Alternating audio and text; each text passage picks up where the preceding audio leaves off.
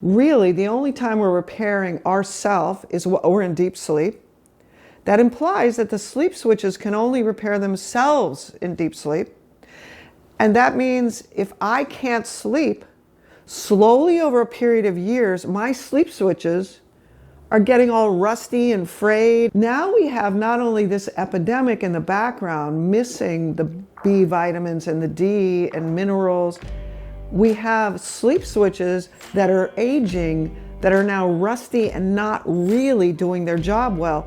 So it not only happens in a unique form for each person based on their genetics, but as it goes on for 20 years, your manifestation of that, I believe that sleep apnea of the type that we're treating with c-pap is an end-stage disease.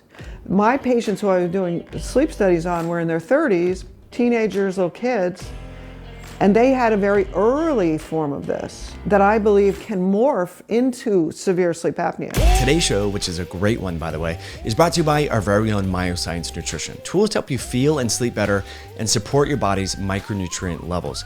So as you know, as we record this and you listen to this, it's the middle of winter.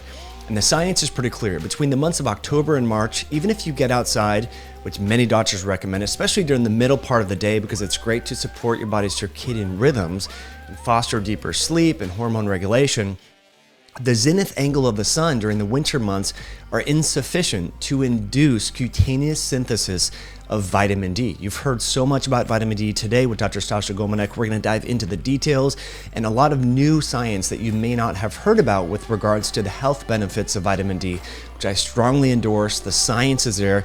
And over at Myoscience, we have an array of different formulas to help you maintain healthy vitamin D levels, including a higher potency liquid that's delivered in an MCT oil liquid blend, and a higher potency soft gel that's in an organic extra virgin olive oil at 5,000 international units per capsule, and a vitamin D and vitamin K2 combination formula. So as a listener of this podcast, you can save and support your body's and your family's vitamin D levels by going over to myoscience.com. That's Myoscience with an X, MYOXCIENCE.com. And please use the coupon code podcast at checkout to save. Again, that's podcast over at myoscience.com. So before we cut back to it with Dr. Stasha Gominak, I just want to mention and just thank you for tuning in to episode number 1. That's over, I think, 1.2 million views. A lot of great feedback there. We're picking up where we left off and diving more into the details of how to optimize your sleep, support your body's immune system health.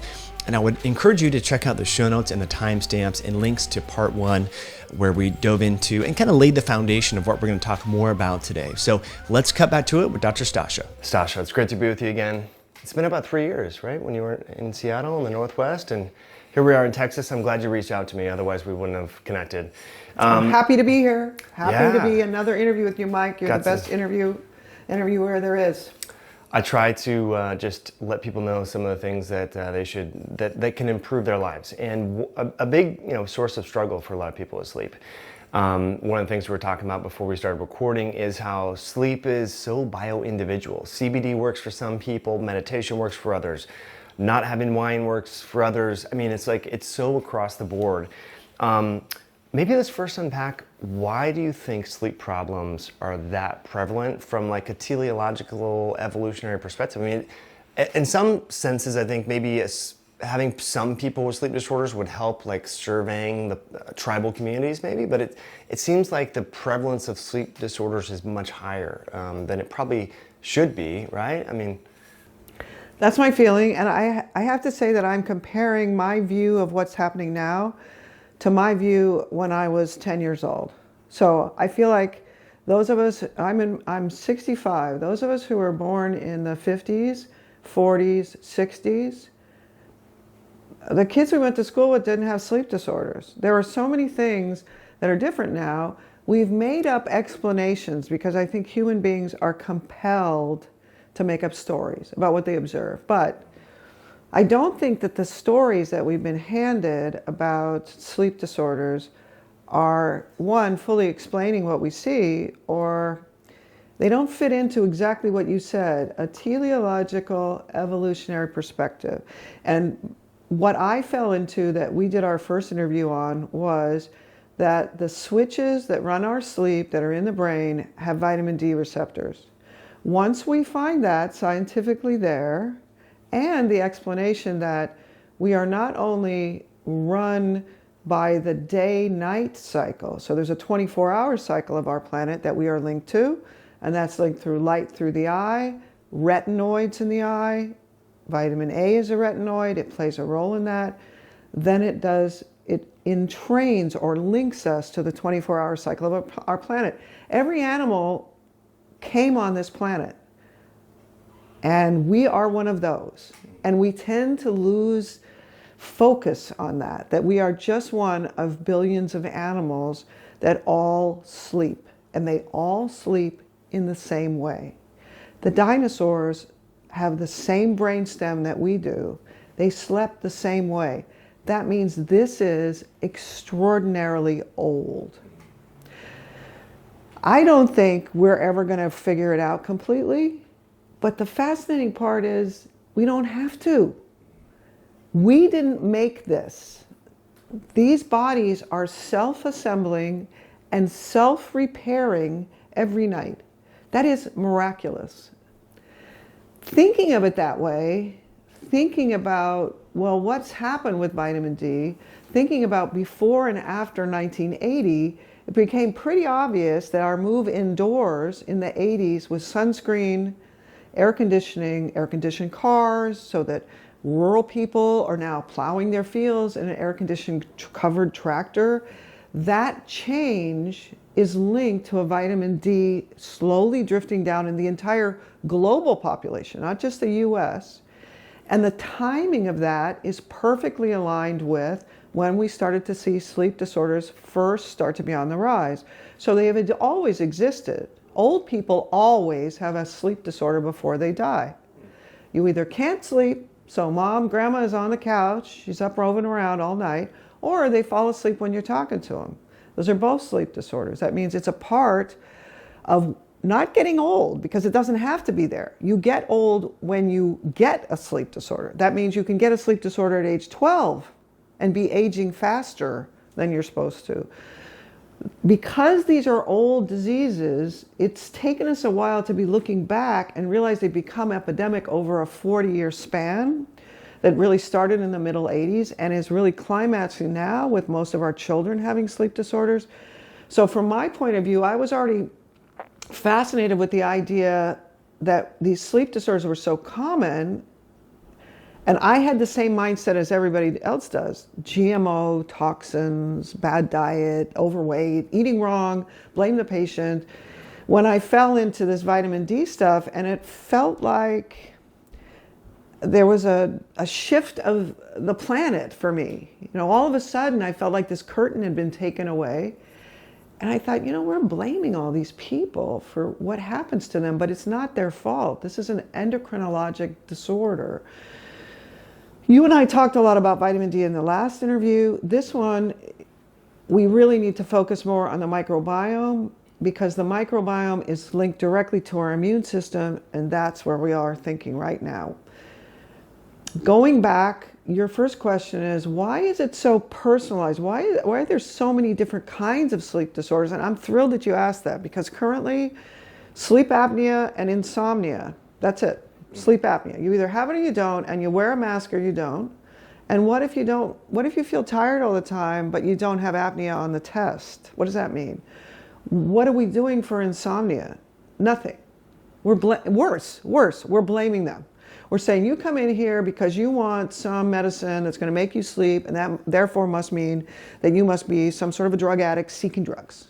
And the idea that I can't sleep, and sleeping is completely involuntary. It's something every animal must do or you die.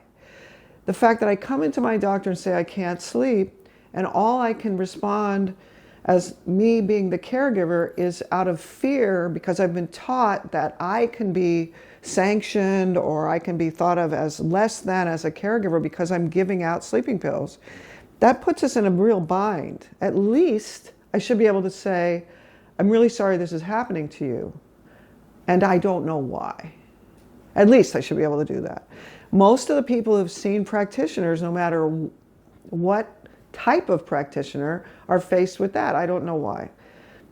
Over the last 9 years, I've now gotten insomnia to go away. And I wasn't interested in vitamins. I didn't approach vitamins in the same way most people do. I got there because the sleep was terrible and we were desperate and we didn't have any answers.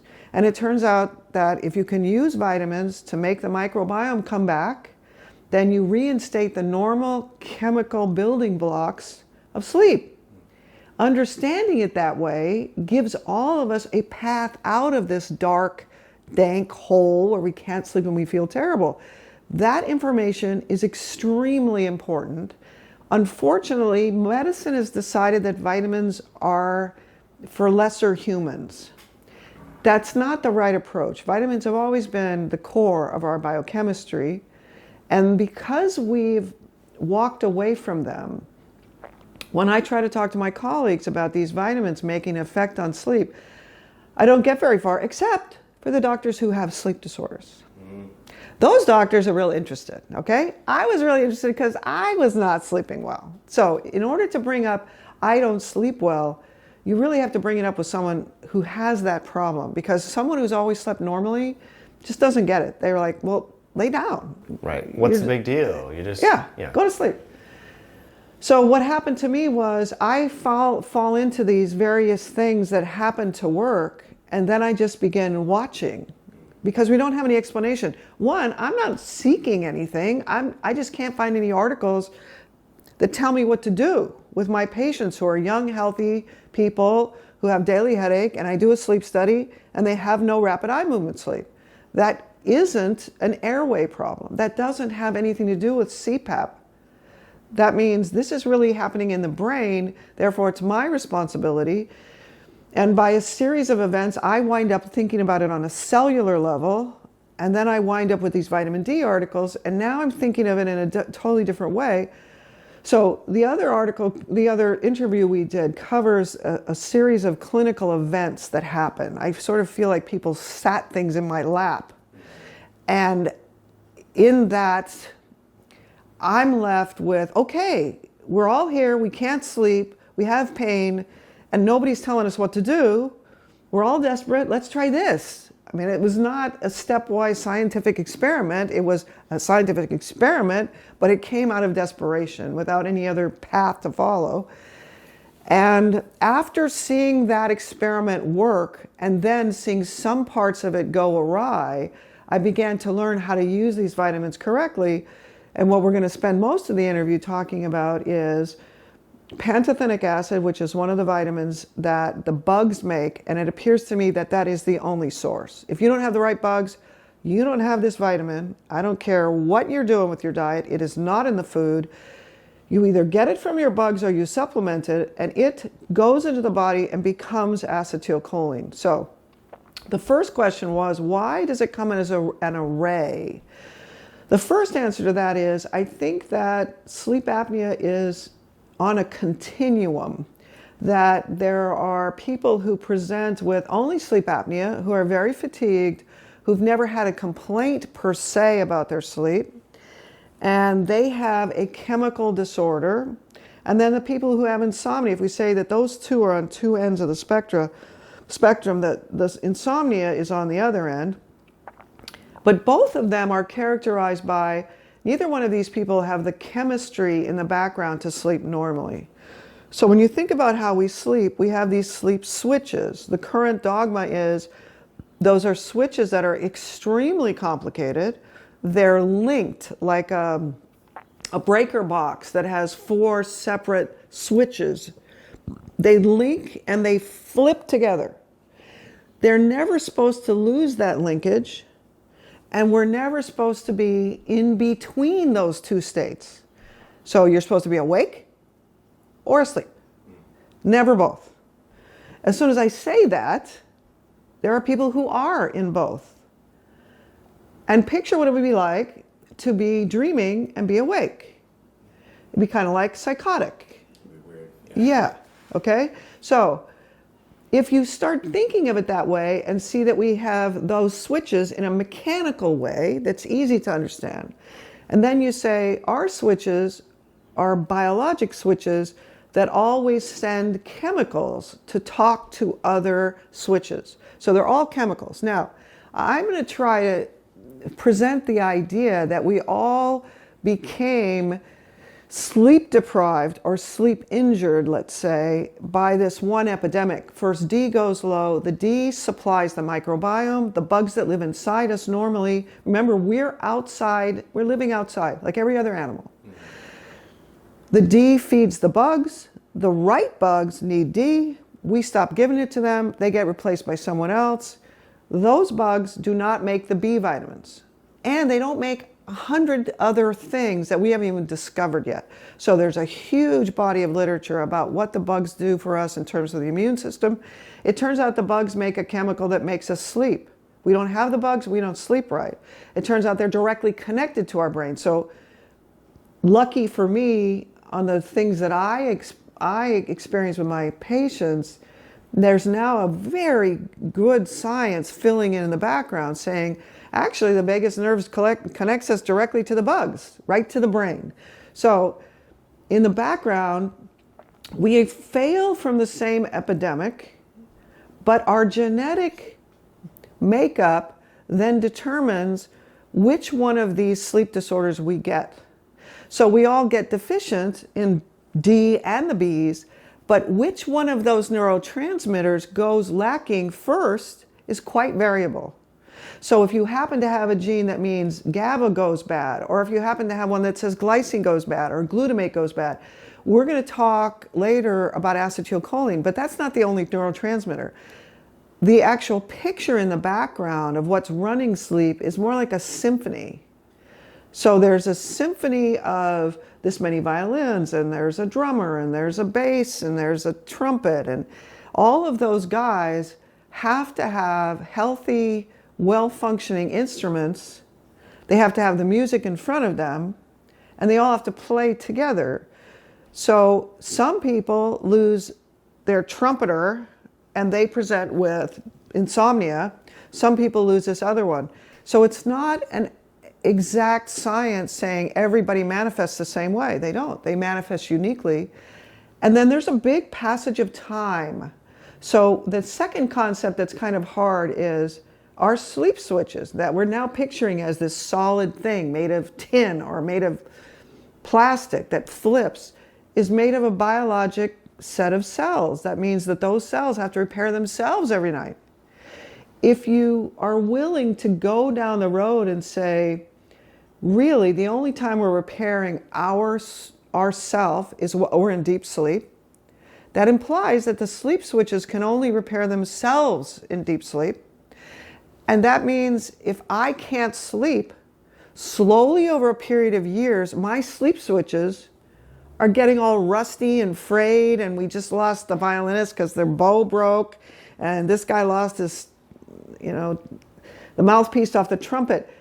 Now we have not only this epidemic in the background, missing the B vitamins and the D and minerals, we have sleep switches that are aging, that are now rusty and not really doing their job well. So it not only happens in a unique form for each person based on their genetics, but as it goes on for 20 years, your manifestation of that, I believe that sleep apnea of the type that we're treating with c-pap is an end-stage disease. My patients who I was doing sleep studies on were in their 30s, teenagers, little kids, and they had a very early form of this that I believe can morph into severe sleep apnea. So this is a great, I don't want to interrupt you, but I think it's an important point to just drill down a little bit, because what you're referring to is basically a vicious cycle that gets worse over time. So you have a child maybe who has congested nasal breathing inabilities, gets some sleep disordered breathing, maybe is on the iPad, and the molecular switches, and I would like to kind of maybe define those and characterize those. Are these neurotransmitters? Are these actual histologically distinct neurologic regions that then become like atrophied, so to speak, with time, with sleep disorders over time? Yeah, and then that what you just mentioned, what is happening in our children adds another level of complexity to this. So if you're viewing it from an adult clinician looking at 30-year-olds to 60-year-olds. We take a 30-year-old, and let's just make an assumption that their airway anatomy was normal when this started. So the people that I'm doing my original studies in have normal airways in general, and then they can actually move from someone with a normal oral pharynx, so this part where we swallow and where we have to keep it open in order to breathe while we're asleep. That transitions then slowly into someone who actually may have slightly different anatomy, but might actually start off their life with normal anatomy and then actually get too paralyzed in sleep. So it can be on a brain basis, doesn't have to be a fat tongue, doesn't have to be normal, abnormal anatomy. Then we add on top of that, if I make my child during early development vitamin D deficient, one, that leads to nasal congestion. That means the kid breathes through their mouth while they're asleep. Our anatomy that develops over the first 15 years of our life requires that our mouth be closed during the night so that the tongue can be pushing around inside the mouth, telling the brain, you know, if you want Timmy to look like his dad, because we have these genes that are going to say he's going to look just, this is where we are right now, and we have to grow this part out here, we have to grow this part out here. There is a message that's coming about growth of this part of the face and the throat that's genetically pre-programmed. But if you think about what really happens, it happens over every night while they're sleeping. We're not growing while we're awake. You have to get into deep sleep, and for the brain to know whether or not it's accomplishing what the genetic pattern is, it has to have a feedback loop. It has to have a sensory message. When the mouth is open, the tongue is somewhere where it's not supposed to be. The development of the jaw is not normal, and it tends to make the jaw be backward. The tongue is back in the throat. The kid can't breathe through their nose.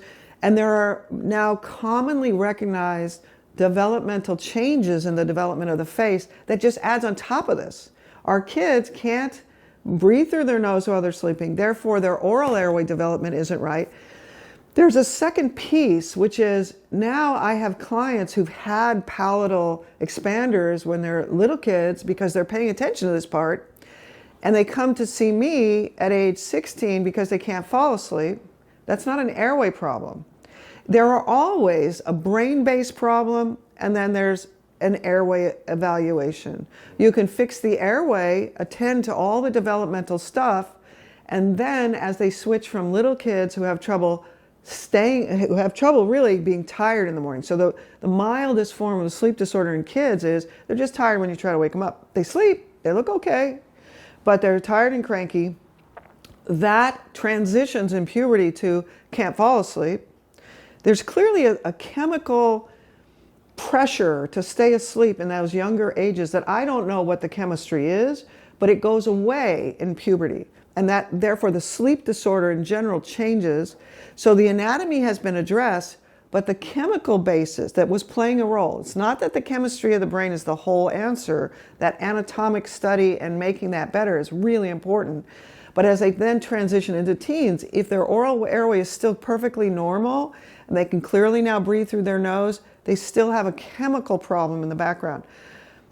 Now, the second piece of that is, it's discouraging to think that my machine that was designed and is millions of years old to make me be able to sleep and repair is now broken. That's really discouraging. But it turns out if you give it the raw materials and you encourage the person to listen to their body, it knows what to do to fix itself. That's a fascinating thing. We don't think of it that way. Medicine has been trained to look at us as we're born, we develop, and then we fall apart. And that's the whole story. We just fall apart. We, as clinicians, are taught these are the symptoms of this falling apart, and here's the drug you give. We never heal anyone, really. Now, that's not completely true because most of the things that we in medicine have actually healed are now not around. I don't see kids with polio. I don't see syphilis. I'm not treating people with diphtheria. I'm not treating scarlet fever. Medicine has really conquered many things that took us out en masse before. But what comes into the office now, is an inability to repair myself. The cool thing is when you get the raw materials back and you actually use sleeping pills or c-pap or oral appliances, you correct every little thing by tinkering around that you can. The brain is absolutely designed to fix itself. That is its job. It still remembers what to do. In developmental milestones of children, it hasn't forgotten what it was supposed to do. You get it back into the repair phase again, it knows exactly what to do. It can catch up. It knows every single repair that it didn't make. That means even if you have really terribly old sleep switches and you have 60 apneic episodes an hour, you stop breathing every minute. If I can find a way to get you sleeping with a c-pap device or an oral appliance and put the right building blocks in there, it may take you 3 or 4 years, but your brain is designed to get you out of that hole. That gives all of us huge amount of hope. No matter how you got here, what your genetic tendency is, even the people who are now sleeping during the day for 20 years, I've seen them flip over to sleep at night. That's amazing. And I think that gives a lot more, because we've been kind of talking about the biochemical or biomedical aspects of sleep, so to speak, but I think the psychological, like the performance anxiety, knowing that, oh my gosh, I can't sleep, and then wondering, the anticipatory anxiety about going to bed, am I just going to sit here and toss and turn? Am I going to get up at 1 a.m. again? So if you can get some small wins as opposed to becoming dependent upon some sort of pharmaceutical medication that's not really resolving the core issue, I think that leads to, and I've seen this with clients, more lasting and permanent changes that are self-repairing instead of making this vicious cycle worse and worse and creating dependency and all that. Do you ever use the an Ambien or something like that as a crutch, or do you like to steer people towards? Okay. I'm glad you asked that question because I think the crutches are important. They're still crutches, okay? We use a crutch when our leg is broken. The crutch doesn't heal your leg, but it does something for the leg. It allows you not to bear weight. Then, if you never sleep, the leg won't repair. But if you do sleep, your body's designed to heal that leg. So, we never have had success with sleeping pills by themselves. They don't work. Now, they're better than nothing. If you don't fix the disease that's in the background, then the sleeping pill that you find that's successful for you continues to work for a while, and then it doesn't. Because that's really not what the brain wants. And almost always, it is all trial and error. One of the things that happened to me was I was 5 years with c-pap devices and sleeping pills before we actually went to this vitamin stuff. So I was using that. It wasn't what I wanted to be doing, but that's all I had. And it seemed like every single person wanted a different sleeping pill. Like, they're called sleeping pills, why don't they work for everyone? And it goes back to that same issue about there are 22 chemicals all working in concert like a symphony. If you happen to have one particular thing that's really, if you up that particular thing, the brain goes, yeah, this is better. It's not fixed. When I started to do the vitamin stuff on top of that, because we were really now addressing what was wrong in the background. There was a deficiency state in the background that we missed. Then we add that. Then I saw people coming off Klonopin, coming off things that we consider to be horrifyingly addictive, really big doses. And really what it means is when I get to sleep, whether it's with the drug or without, I start making my own chemicals. And then the brain says, why are you taking this? I don't like this anymore because I don't need it anymore. You have to acknowledge that your brain will tell you when it doesn't want that anymore. I saw people coming off Klonopin, like we're trained on these benzodiazepines that you can't drop the dose too fast because somebody will have a seizure because their brain's used to it. I had people that came, dropped their benzos by half and then stopped it in a week. And I was like, oh my God. That was because their body was ready. That was a really important learning experience for me because what I had to work with was, this person's genetically a Klonopin lover. This person is genetically a nortriptyline lover. This one likes doxepin. There must be chemical differences in these people. Well, how can somebody turn from a Klonopin lover to a Klonopin hater? How do they then turn into a doxepin lover? That's not genetic. That's a physiologic chemical change. And that person's actual sleep symphony That's a fascinating thing. That means when you're doing one of these programs that I'm, like the Right Sleep program that I'm doing with the vitamins, you have to kind of educate the person that we're changing your chemistry. You want to sleep? What's going to happen to you is you will be chemically different. And then your body will say, I don't like this drug. I feel dopey when I wake up. So there's a place for the sleeping pills. My experience with insomniacs is if I didn't get them sleeping, these vitamins do nothing. Vitamins never fix anybody.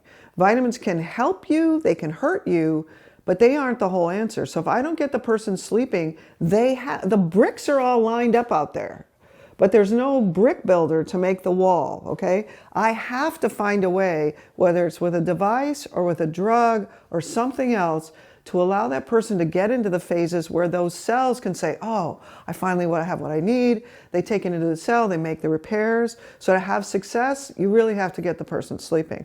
That's not the answer for everyone, and most of the time I spend my time trying to reassure someone that it's not bad for them to use the drugs. And it really depends on how severe and how long you've had this problem. Most of the people who come to me, they've already tried everything that's over the counter, and they've tried a couple of sleeping pills and they're afraid of them. So I have to convince them that it's a temporary fix.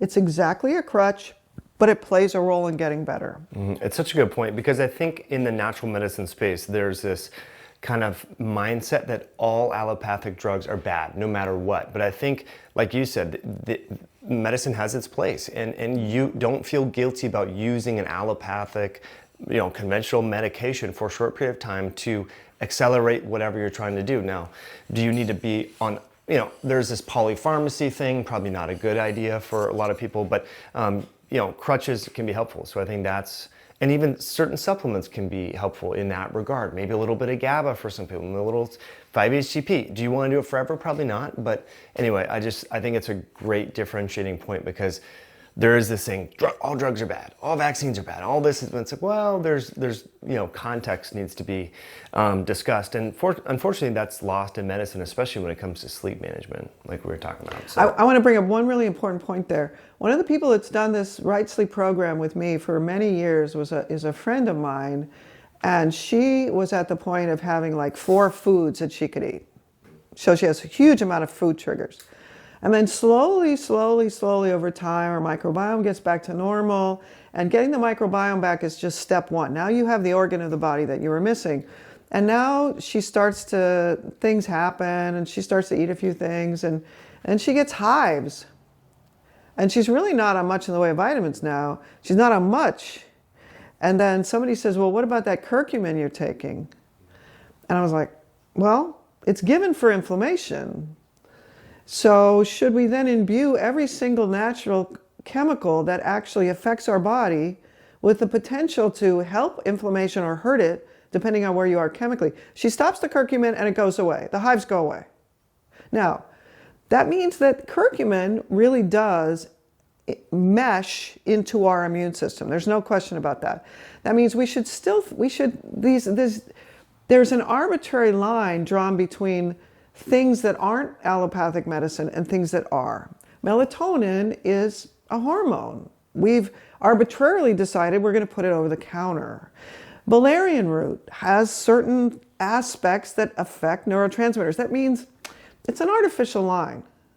And we should imbue each one of these supplements that we take with the power to help us or the power to hurt us. And my final message is always, it's never the vitamins that cure people, it's always the sleep that cures them. That means when you finish this vitamin program, every single thing you do for the next 25 years is to always watch your sleep. Like you led into this with, what do the 3 glasses of wine do? What's the exercise every day do? What does being outdoors and having sunlight in your eye do? Once your sleep is pretty biologically put back together, it's not that there are no other variables. There are other variables, and they will play a role in how successful you are in continuing to sleep well. So I would be more, and actually a lot of the things that I believe now are based on what happened to my clients. Like curcumin made her have hives. I was like, no way. And sure enough, she stopped it and it went away. She can still go back into that state again if she takes just a little bit too much B5, which we're going to talk about in detail. But I think it's a really good preamble to for the way that we've divided the literature online, that we tend to take one of the two roads, I would be in favor of saying, you have these things at your fingertips to some extent. Don't be afraid of using them. Think about what your body says. That's the thing that's different about the way I look at it now. Is the most valuable part is I tell you something, or my client tells me something, and then we both say, okay, what does my body say about that? It's a really good point. And again, this kind of line of demarcation between what's a drug and what's a supplement. If we think about DHEA, a hormone that our adrenal glands make, over the counter here in the United States, you go to Australia or Canada, you can't buy it. It is a drug. So it is these arbitrary, regulations. So it's important to consider that anything that alters epigenetics or metabolic signaling, exercise could be likened to a drug. Meditation, all of these things. So it's important because I think people think, supplement, I can go to the natural food store. It's not as good as the drug the doctor's giving me, but we need to realize that it is affecting your pharmacology. But maybe a nice kind of segue into the gut and acetylcholine and all of that is this idea of this inside-out control. When we think about manipulating the microbiome, you think, you eat this food, you change your bugs, or you take this antibiotic. But we now know that our own internal immune system and things like that are changing, can affect the ecology. So they're talking about this inside-out control, and to me, I'm like, that is super fascinating. That's totally cool. The whole idea that we're really a community. We walk around, we think we're these independent, sophisticated person, but we're really this community is really fascinating. And now that there's, these articles that say there might be a microbiome in the brain, that there might be bacteria that really grow in the brain. They're supposed to be there. They supply really important things. So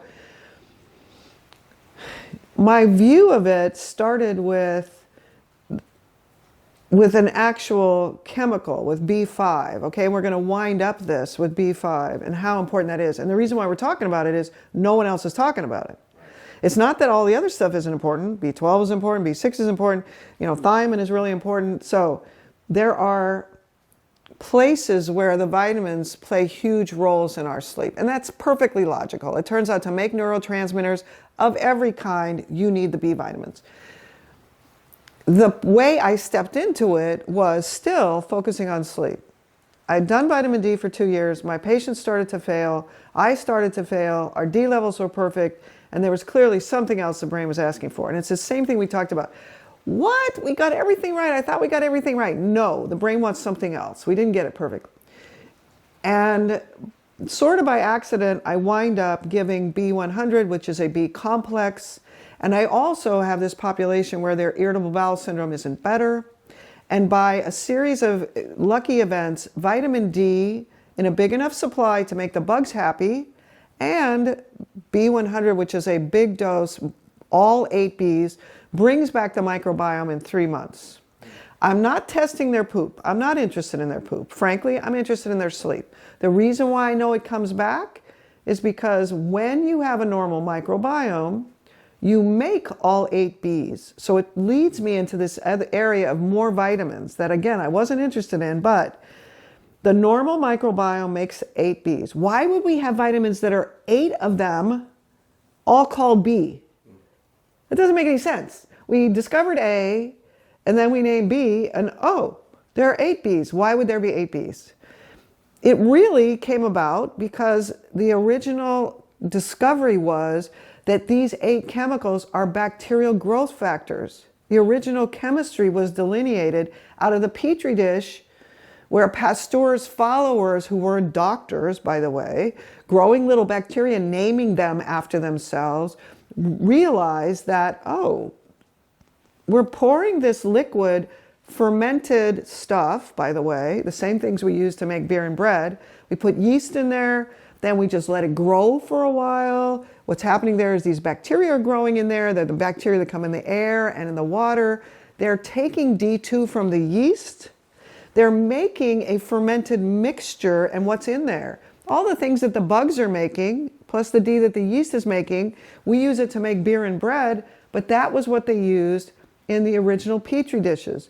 When they started to study, why is it that I got 2 little yellow mounds and a white one, and I didn't get that purple one I got last time, they begin to realize that there are chemicals inside that liquid mixture that's feeding, and they determine which bacteria show up.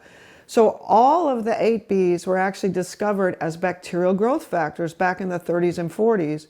That idea that there were growth requirements for these little simple bugs was then transitioned into, oh, maybe humans have growth factors they need. And the fact that we named all 8 chemicals B came from the fact that they were all purified out of this yeast bacterial mixture. That also makes me wonder that there weren't some people around at the time that were thinking, these are the same bugs that we get in the poop. Could it be that these B vitamins are being made inside us? I think that that was an idea that I can't find any articles about that, but I think there was a reason why we named them 8 Bs. So, and they come as an 8-pack, and really nobody knows what each one of those doses are. We have established minimum daily recommended doses, but the real minimum daily recommended doses are what our bugs make when they're a normal complement. There are 4 phyla. They trade bees with each other. They've been trading those bees for billions of years. Way, way, way before the animals came, they were a foursome who hung out together. That means as we get them back, so this is the actual stone of the foundation that then all of the other literature about how we modify them is based on. So once we get this 4 phyla back, now we can manipulate that normal 4 and change our diet and have these healthful outcomes. If you have the wrong guys, these dietary manipulations that we're doing don't really work as well. That's one of the frustrating things, is I have all these things wrong with me. I've done paleo, I've done keto, I've done vegan, I've done all of this stuff. I still feel like crap. If you do not have the 4 phyla that are the normal human phyla and then fine tune them with this, you get a different outcome. So falling into that literature, one, I'm not that interested in poop. The only reason why I got interested in was when I give this pantothenic acid and really weird things happen to my clients and my patients where they get all agitated and they can't sleep, and I'm like, whoa, this stuff is going right into the brain.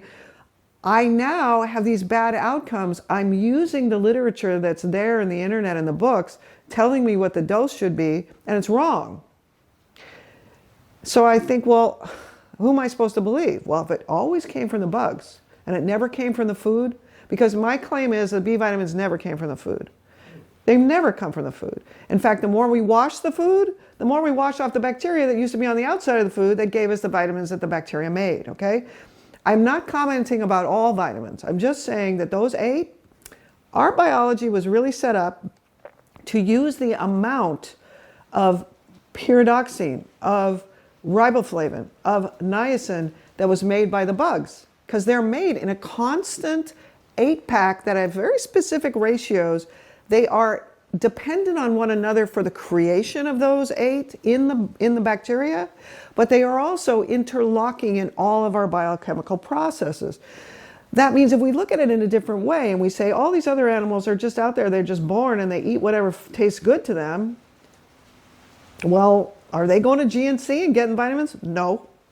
Does that mean that we really were created to be able to live to be 75 years old and didn't need vitamins? Yeah. We have several generations who did just fine, never went to the doctor and didn't get sick. They didn't take vitamins, okay? What was a general concept about them? They were still in the age where they had to raise their own food. Therefore, we focused on what kind of food were they eating. But the thing that's in the background is, in order to raise food, you have to go outside. You can't, yes, you can have your grow lights for your marijuana, but you're not going to get it to work for raising all your food for you and your kids. My husband's parents didn't have a grocery store. They actually raised their food and then boiled the crap out of it and put it in cans or jars. That means, gee, we would look at that and go, you mean they ate canned green beans all winter? Yeah, that's all they had. They couldn't drive to the store and get fresh kale. That means when they did well and actually had 12 kids living, you have to look at that and say, what's special about this? Well, to be truthful, they didn't wash all the dirt off of their vegetables. They had to be outside in order to get it. and they had to live outside because they didn't have any other choice. So there's some other pieces to this. That doesn't negate what we have learned about individual vitamins, but it suggests that there is a basic book. Those 8 come from the poop. That means you need to get them back. When you get them back, also interesting things happen, okay? So if you can get that 4 phyla back, and it turns out that the key to getting them back is to make sure that the environment in your intestinal contents supports the growth of those 4. What do we need? We need the 8 B vitamins, which is the starter sort of B soup that allows them to get the thiamine they used to get from their buddy, who's now piles of poop away, okay? So you have this soup that you make with D and the Bs, and that's what they need to make those 4 phyla become the dominant phyla inside your gut. That is a basic idea that has worked in everyone. It doesn't happen right away. There are some people who are extremely sensitive to bringing back their gut because they've been sick all along and they never had a normal gut. That means their biochemistry is operating on a fallback method because they never had the raw materials that a human needs. So there are some outliers that don't really do well with the same dose, but in general, get the D to a certain place, get it over 40, give B 50, 3 months later you better stop it because your bugs are back. That also means that those B vitamins are now being provided in a dose ratio that we don't even know what it is. We don't really know. If you think about what that would be like to measure it, it would be extremely complex. And in actual fact, I think most of the production, at least the B5, is in the small intestine, not in the colon. Nobody talks about that. But now we know that there are specific biological ecologies of the upper small intestine, the middle, the lower. They have different pHs, they have different bacterial populations. The reason why we didn't know about that is because it's hard to access. Hey, why don't I just like stick a tube in here and suck out the middle of your small intestine? That is not easy to do. Poop samples are simple. So we know that there are colonic bacteria. But if I tell you, based on my clients, watching my clients, that the B5 supply that goes right up into our brain and makes acetylcholine, which we're going to talk about in a minute, is really designed to be the same amount every single minute of every day.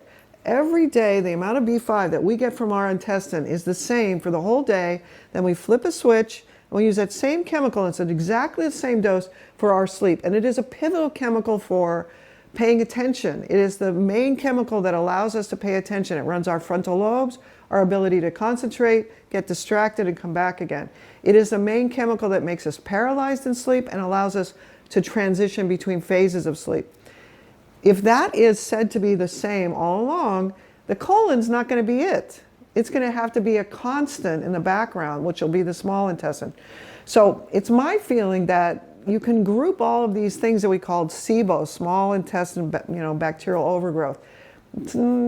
It means that a different population, you've got the wrong guys in there, that's absolutely true. But it doesn't mean that you didn't used to have bacteria in there or you're not supposed to. It means there's a different population. So I think if we can get the normal population back, we're really talking about a population that starts in the mouth, goes all the way through the GI tract, and then once you reconstitute them, the entire cloud comes back. In fact, we're covered with viruses and fungus and bacteria. What we forget is that we didn't make antibiotics. Antibiotic means anti-life. We discovered it in the petri dish. It was a little white moundy bacterial lump, and then it had this clear zone around it. And then there was this other bacteria that came right up against that clear zone, and it's like 3 millimeters all the way around. What's up with that? Is this guy making chemicals that are protecting it from its competitors? You bet. And then we steal it from them. That means this idea that the antibiotics have killed off our microbiome is false. It's not true. That means we are covered. When we get our microbiome back, they are making antiviral, antifungal, antibacterial chemicals. We are walking factories. In fact, we take our bacteria and we put it in a factory and we enslave it to make drugs. So it's not... Vitamins. That's what I made. Exactly. So nutritional yeast is made by the bugs. Okay, now Nutritional yeast is a combination of the yeast, which is now you're eating dried yeast, and it's the bugs that are making the bees. Now, if you go back a little bit, the importance of that is, one, as we talked about, humans are compelled to make up stories about why things happen to them, okay? It's not that they're wrong about the antibiotics killing our microbiome. They're not exactly wrong about that. If you take someone who doesn't have a normal microbiome and then they get sick and then you would give them antibiotics, it does change the population. But that also means that once I get back my normal microbiome and I keep my D up above 40, I don't have to worry about losing those guys when I have to take antibiotics for some reason. What you'll see happen is your infection rate of your sinuses or your ears or your butt or your belly or whatever starts to go down, down, down, because our natural protective system gets regenerated. So it's still important to recognize the things that we have discovered. But I think what we're going to see is, as we put back these basic ideas, D is a required chemical for all parts of the body, not just the bones. It affects the brain, it affects every part of our body. The microbiome is linked to all of that. Once we put those two pieces back, then we have this amazing place where we can make fine, small tunes that we make with our drugs or with our vitamins or with what we know about zinc levels. It's not that those aren't important, they are important. Then we can start to really have an outcome that's amazing, okay? So, did I answer your question? That was, yeah, no, I think it's phenomenal, but just a few things that I want to point out here. There's a Jim Adams at Arizona State University who's studied autistic children and has found very similar things to what you're referring to as alterations in their microbiome in association, like concomitant changes in serum and red blood cell folate and B12. So that to me was really interesting, and he also found vitamin K. Those three were frequently found. So I think for people that want to dive more into that, I think he's a great resource there. But to view B vitamins as, for lack of a better word, prebiotics as sorts, to me, I think that's pretty fascinating. So it's a unique way to sort of think about this. And then thirdly, what our society throughout the world is doing right now is social distancing, everyone's doubling down on containment strategies. Parents are not letting their kids go outside. We're sanitizing the heck out of everything. You referred to our symbiotic, commensal bacteria as being favorable because they're educating our immune system. Just a small sidebar. What do you think, what's the risk in your perspective of over sanitization, over hygiene for future infections as the world is so focused on COVID-19? Great questions, Mike. This is why you're so cool. Okay, so step one, I want to comment on the autism. What I think we're seeing are human beings developing age 0 through 5 or 6.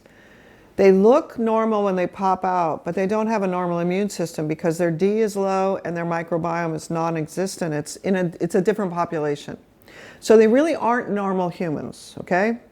So step one is we really did do something good with immunizations. Okay, so between the late 30s, early 40s, and 1980, we really get good with immunizations, and we gain mastery over terrible things: smallpox, polio, measles, mumps, things that killed kids, things that permanently paralyzed kids.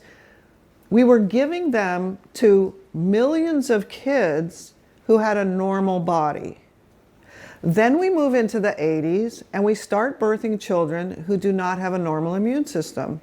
We're not aware of that because we don't know of the role that the microbiome is playing in the immune system yet. And then we start giving these same exact immunizations to kids who are not really normal humans. I think the anti-vaxxers are right. I think that what they saw happen to their 3-year-old, they didn't make that up. They didn't get there because they felt mad at their government. But when I tell them that all they have to be mad about is this vaccination that turned your kid autistic, they have no path out. They want their kid back. They don't care about the government. They want their child back.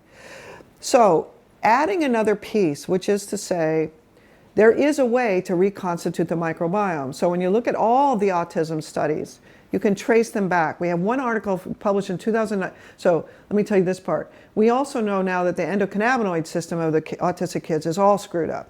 Their inability to tolerate being hugged, or they find light touch that we would find pleasant, unpleasant. That means their pain system is deranged. We know the endocannabinoids are wrapped into that. So those kids now have various measurements made that show that they're acetylcholine deficient, they're endocannabinoid deficient, and we all know that their sleep is bad and their belly is bad. So there's a linkage here that actually gives us the ability to make a road, a path for them to follow to get out, okay? So all of those measurements he made and those kids are exactly right. There is an overarching explanation, which is that kid, after the vaccination, had an abnormal immune response to it, and our immune system is now known to be part of our development. They're directly linked. We actually know that the mom of that kid may actually start making antibodies to the kid's brain matter when he's in utero. That's creepy. That is about the mom having a low D and an abnormal immune system. So it's not something that is one simple answer. There's this kid, his belly isn't right. That determines what happens to his brain when I give him the vaccination. Ultimately, what we all want is, can we get that kid to transition back into normal life? Is there the option for that child's development to pick up where it left off and go, yes, absolutely, completely. What's the path? Normal sleep. It's not vitamins, it's not CBD, it's normal sleep. Now, does that mean we use the CBD and the vitamins to help that kid's body reconstitute itself? Yes. We use that, and then we use whatever we need to use to get that kid sleeping again. And once they're sleeping again, that is the path to get back to a normal kid. Now, what that means is, I still think that the most important articles are the ones that refer back to what happens when the D goes low to the microbiome. And then we'll go on to what the microbiome does, because it's an array. We now have an article that shows in mice, this is in 2019 in Italy, Francesca Guida, this is a brilliant article. They drop the D supply to the mouse. They measure what happens to the actual ecology, what's the population mix of the mouse bacteria. There are certain populations that go down. Those guys supply the building blocks to make the endocannabinoids in the mouse. They lose the raw materials to make the endocannabinoids, and then they measure that the endocannabinoid system in the mouse is so deranged that moving light stimulus causes this horrible pain response in the mouse spinal cord. So they linked D microbiome to the actual nervous system of the mouse, which to me then says this is what's going on in our kids. So that provides us with a way to think about, how can my kid be normal up until age 3 and then get a vaccination and then not be normal? Because the immune system is directly linked to that same population of bugs. Okay, so it's not one thing happening. It's a layered. One of the big problems in autism has been that it's never an actual disease per se. It's a syndromic diagnosis that has a continuum of some features. Some kids have all of them, some have a few. That's why it's called a spectrum. That still means that your kid is a little bit endocannabinoid deficient, a little acetylcholine deficient, but they're all sleep deprived. So if we recognize all these different pieces, but we have no way to put the puzzle back together, we're not helped. It's my belief that if you get the D up to the microbiome, you give the B50. And by the way, I now have videos on my site that tell how to use this right sleep program in your kid based on their age and based on their developmental stage. We're going to have a set of videos that'll be specifically about autism as well. So there are ways to manipulate this, and because kids are smaller, we have to use slightly different doses, but the general concepts in the background are the same. The D has to be at a certain place for you to sleep normally to use these vitamins. The D has to be at a certain place for the bugs to grow back. Here's what the bugs need. They need these 8 Bs. The microbiome is also responsible for 100 different things that have to do with making immune cells. There's a huge literature that you guys have covered that are about how the microbiome interacts with the inside lining of the GI tract. But there's also another piece, which is I believe that the microbiome has always been responsible for absorbing these small charged ions, iron, iodine, copper, zinc, there were some clinical things that happened in my patients where once we got the microbiome back, about 8 to 12 months later, there's this whole group of people who've been getting iron infusions. Some young men, 32-year-old men, why would they be iron deficient? Right. And they're getting iron infusions, okay? So we go there and they say, oh, you can't absorb iron. And then you say, why? And they go, I don't know. So we get the microbiome back, and then 8 months later, they come back and say, my hematologist won't give me my iron infusion because they say my iron level's okay. We know once we get in, you and I get into biochemistry, that every single biologic process needs a little zinc molecule in this enzyme, a little copper molecule here, a little iodine here. Who is it that's been running that? What's the organ of the body that was responsible for that? Absorbing just the right amount and not too much. The microbiome was all along. That means when I go to my naturopath and he measures all these things, that's part of the bigger program that he puts me on.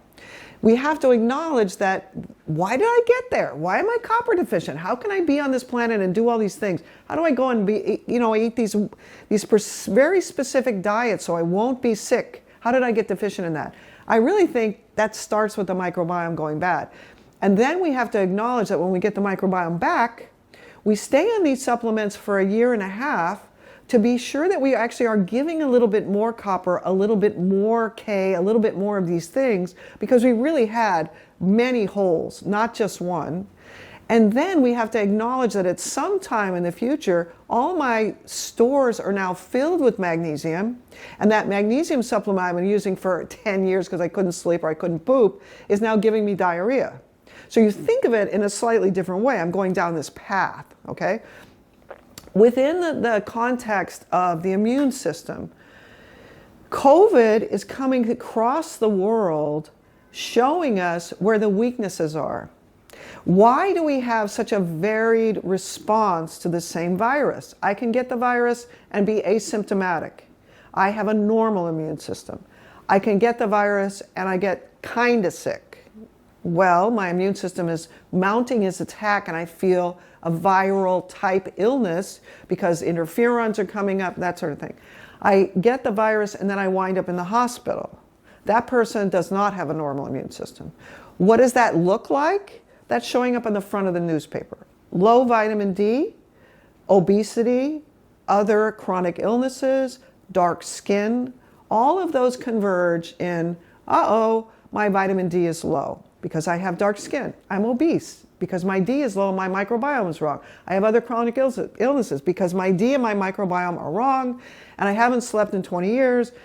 So my outcome is about what's going on inside that human. We have been able to describe these things. So we say you have diabetes, you have hypertension, you have heart disease. But the converging, how did I get there? Like what happens to most people is they're like, there are lots of people who have heart disease that are not obese.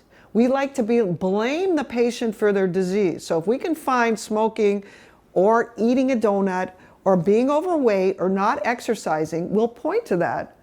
But in actual fact, I've seen patients who've had strokes who've been on those 4 medicines given by their primary. I'm glad you brought in COVID-19 because I think a lot of people don't view it as almost a syndrome of susceptibility.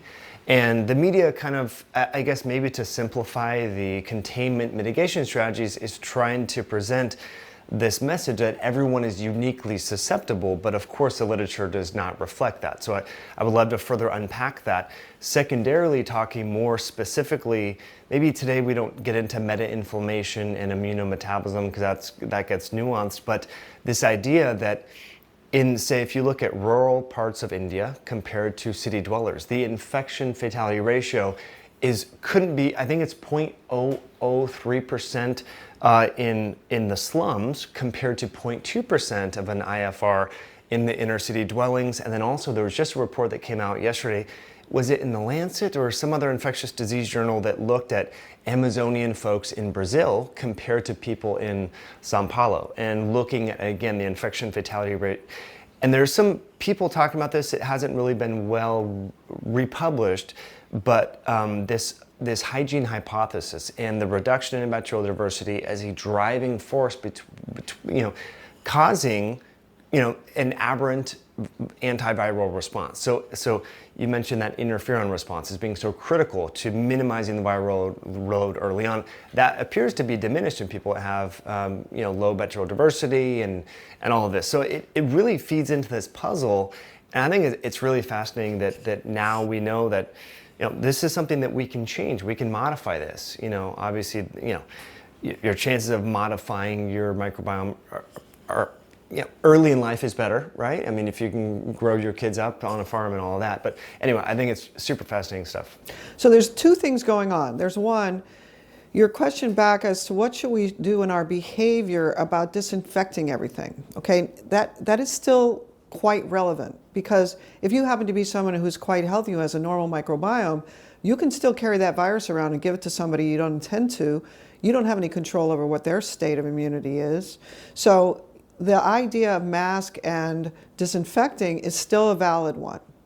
In the background, there's a second idea, which is, now that the idea that I might not be normal in terms of my immune system because I have the wrong microbiome, what should I do? What should I do with my kids? What can I do to protect them? Can I put this system back together? And the answer is yes. And unfortunately, the thing that hits the front page is vitamin D. The vitamin D by itself leads to all sorts of bad things 10 years down the line if you don't do levels. So vitamin D is a hormone. It is available over the counter, but you need to do blood levels. And the most important piece you can get from this interview is, it's D by itself is not the whole answer. D plus B50, and it's a complicated, I wish it weren't complicated, okay? But it is. It's a bit of a complicated pattern that you have to follow for 3 or 4 months. That's why I have a workbook on my site. If you want to reconstitute your immune system, it has to be D plus the microbiome. But once you do that, your body is then designed to say, oh, all my stuff is back. It does the rest of it. As long as you are sleeping every night and you've taken your D and you've gotten your microbiome back, you've done your little B vitamin thing for 3 months and then you stop, it is designed to put everything back together again. That means there is a path to follow. So even now, if you haven't been exposed, go to my website, look for the workbook. There are some steps you need to follow. Now, having said all that, there is a bigger picture in the background, which is when COVID ends, when we've got a vaccine, there are going to be these other things that are going to happen when we vaccinate people. We just talked about autism and vax. If you vaccinate someone with the COVID virus and they have the wrong immune system, some of the outcomes are going to be bad. Their immune system is going to react to that immunization in a different way than it should. We were never designed to have our immune system attack ourselves. That is absolutely, positively not the way it was supposed to happen. That's extremely common now. Autoimmune disease, oh, no big deal. Your kid has a peanut allergy. That's common. No, it was not common before. That means your immune system is not normal. So unfortunately, not only are we going to see things happen to our children who got COVID exposed, who never really got sick, but because they have a normal immune system, develop something else later. We're starting to see those articles hit the newspaper. We're going to see people who get vaccinated who are going to have weird autoimmune things happen later also. Now, what should we do about that? We should put our immune system back together. The B vitamins are available in the store. You can learn how to use D. You can learn more about this. Put your own immune system back together. I still think that vaccinating is the right thing to do. We don't have much choice in that matter. Ultimately, what do we all want to do in our life? We want to lead a nice, healthy life where we're happy, where our kids are happy, and that comes through sleeping well. Okay, so there's a background, which is we really do want the normal immune system in the short term, but in the long term, the way we avoid other terrible diseases 20 years from now is by sleeping well. So I'd like to transition then to talk a little bit about acetylcholine, what it is, why is it important? I think this is going to be the neurotransmitter of the next 10 years. I think we have to know about it.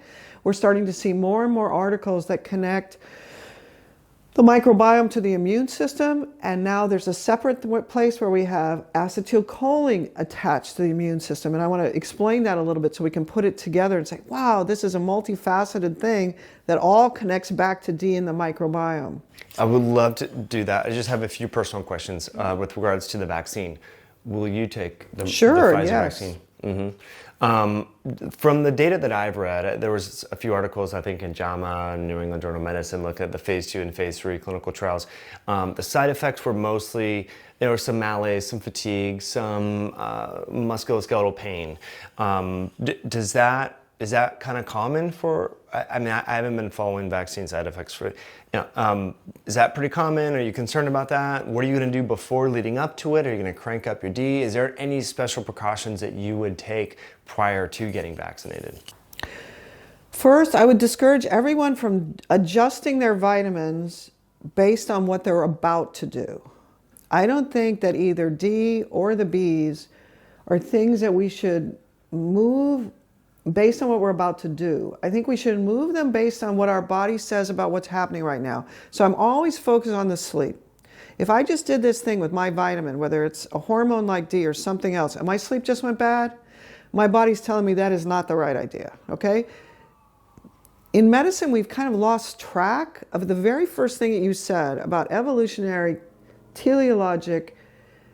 Every single body, whether it's us or the squirrels, have a homeostatic midpoint that we always work towards.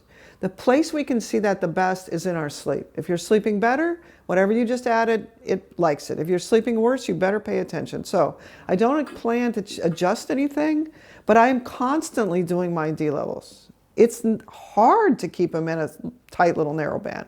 It's different in the winter, and every year that you take D, the amount that you need slowly drifts down. That's not published as far as I can tell. But the amount of holes where I should have been putting D for the last 20 years that I've been deficient, as you take D, even if it doesn't matter what the dose is, slowly over time, the amount that you need slowly drifts down because you've been supplying it. So one, I don't plan to do anything to prepare myself, but I just spent the last 10 years of my life doing that. Two, I would say that the normal response to vaccines is an inflammatory response. That means you get a little pain, you feel a little flu-like, and that's the normal response to it.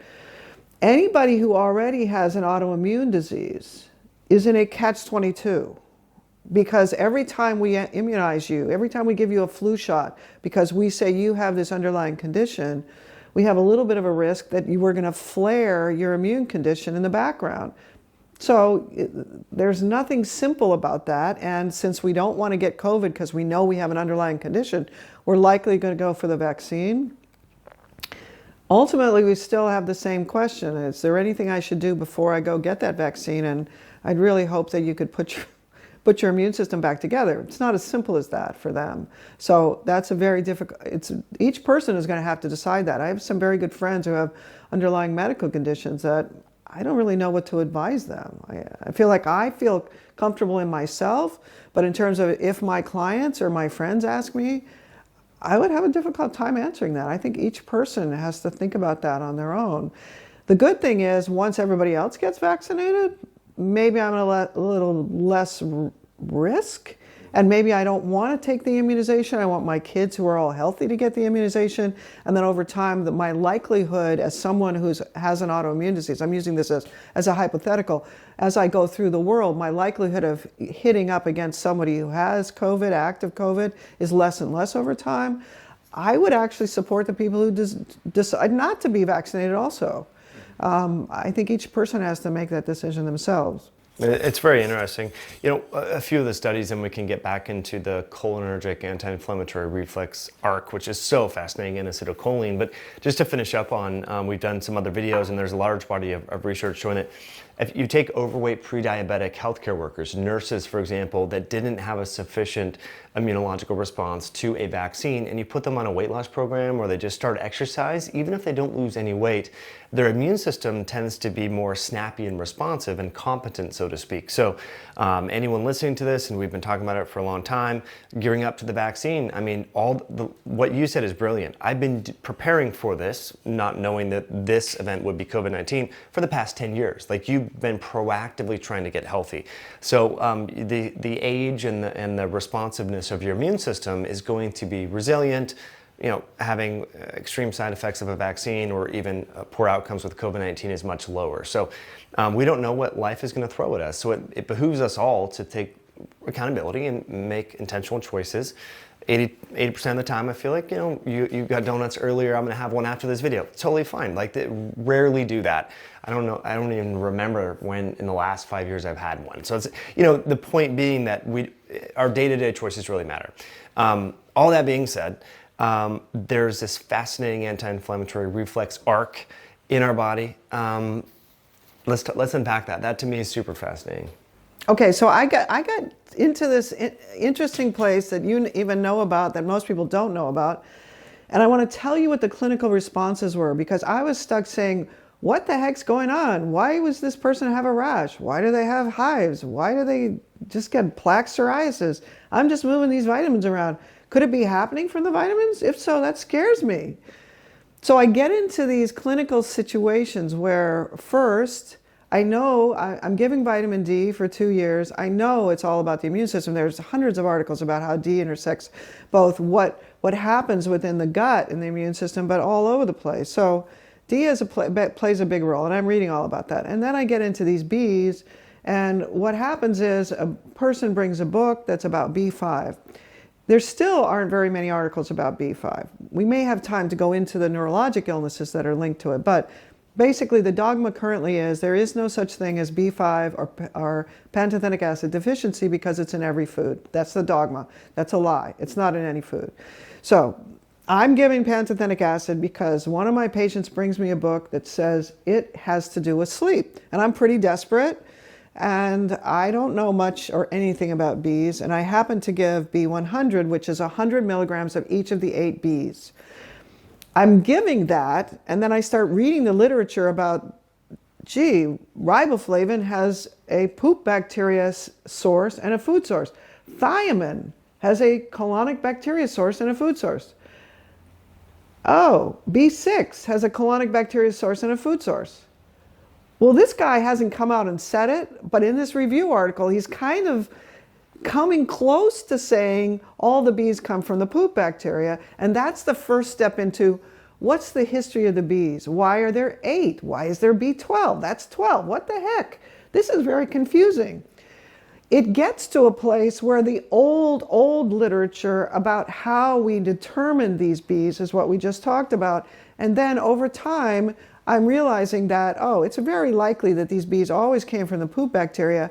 And by the way, I've just produced B vitamin deficiency states in my patients by giving them vitamin D and controlling the level very carefully so I make them sleep better. As they sleep better, they make repairs. To make those repairs, they need these building blocks. I forced them into a place where they start to have new symptoms like burning in their hands and feet. So by giving D and making repairs, you now become deficient. Why on earth would they be deficient? They're deficient because their bellies are wrong. Their microbiome is wrong. So that's the entry. What happens when I start giving these B vitamins is I give the dose that's recommended in the book, and my patients come back and say, were you trying to kill me? This 400 milligrams of this stuff? I got so agitated, I couldn't calm down, and I only took it for 2 days because I couldn't sleep at all. That's a drug. That's like methamphetamine. That's what we're giving our kids to. ADHD. Yeah. And I went, what? This is really weird. Like, they fired me. And I'm like, I'm just doing what the book says. It's sitting there innocently on the shelf in the health food store, 400 milligrams. Why would 30 of the 40 patients I give this to come back and say the same exact thing? They use the same phrasing, agitated, revved up, insomnia, immediately. That's creepy. Okay, drugs are what I do. This stuff is acting like a drug. It's going right up into the brain in the dose I'm giving. Okay, that accidental move was really important. My problem is restless legs. I'm well treated, but that stuff gave me restless legs all day. So by the time they came back, I'd already thought, I just gave out this recommendation to like 30 people and they're going to come back and yell at me and this is terrible. And at the time I had no clue of what was causing that. The books that talked about pantothenic acid, so keep in mind, everybody thinks pantothenic acid deficiency doesn't exist. So nobody's studying it. The books talk about B5 becomes coenzyme A that becomes cortisol. So you must have coenzyme A to make cortisol. In fact, those studies, 50s, 60s, 70s, and 80s, as soon as they found that pathway, they started to do clinical trials in patients with rheumatoid arthritis and lupus. What they didn't get was this idea that they're not just deficient in B5. They're deficient in all the Bs because their microbiome is gone because their D is low. They got to rheumatoid arthritis over a period of 20 years of this same set of deficiencies we just talked about. So those people are taking 400 milligrams of a drug, a vitamin. Could it be the same? Yeah. They're taking 400 milligrams of it and they feel better. That's why it's still sitting there on the shelf. What's different about my patients? They are all taking D. That means there's something weirdly synergistic between this B5 and the D. Okay, at the time I don't know what it is. Over time, it becomes quite clear. Then I move to B50 because it's a lower dose and that's what most people need. You go to B50, you reconstitute the bugs, and if you stay on the B50 for another 2 months, then you won't be able to sleep and all this pain comes back because you're not getting paralyzed correctly. Your muscles are doing all these weird things when you're supposed to be paralyzed in sleep. That means, oh, the bugs are making B50 and I'm taking an outside source. I've got double the dose. I get back to that first incident where I get agitated and can't sleep again. So my original observation about, oh, the bugs are back was based on what their sleep was, not on testing the bugs. So this focusing on the sleep means I lead into the vitamin literature in a totally different way.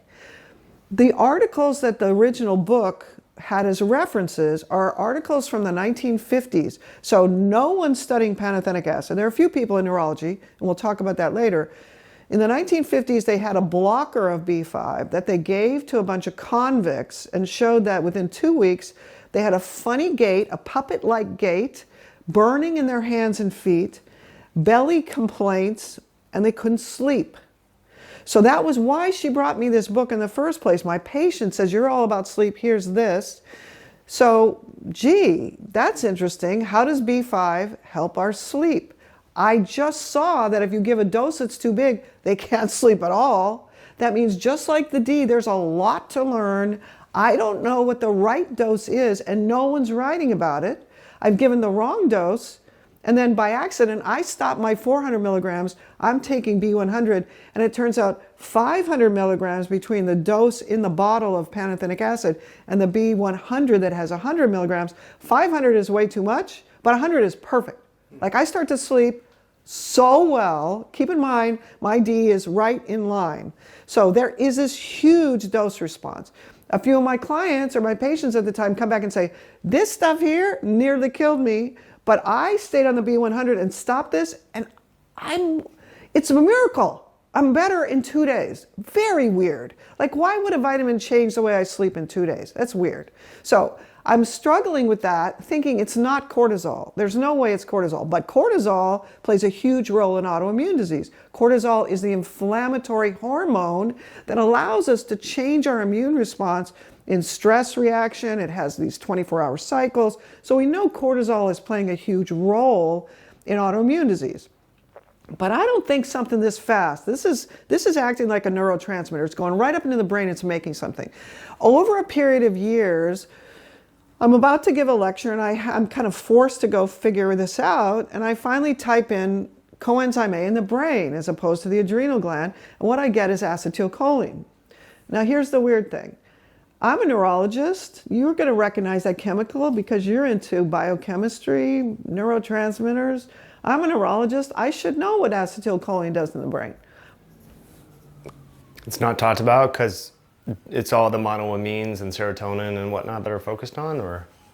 I had a big empty, there's a big white bubble here, and I think I know what serotonin does.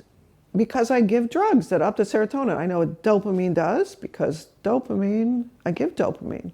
I know what GABA does. And I realize that as a clinician, I really learned what these neurotransmitters do by manipulating them with drugs. There are no drugs for acetylcholine. We have things that prolong acetylcholine. We have no agonists or mimickers of acetylcholine. And I'm like, this is weird. Why don't we have those? Oh, we do have one, nicotine. Oh, you know what? Primary pharmacology. We learned neurotransmitters by seeing acetylcholine has a nicotinic receptors and muscarinic receptors.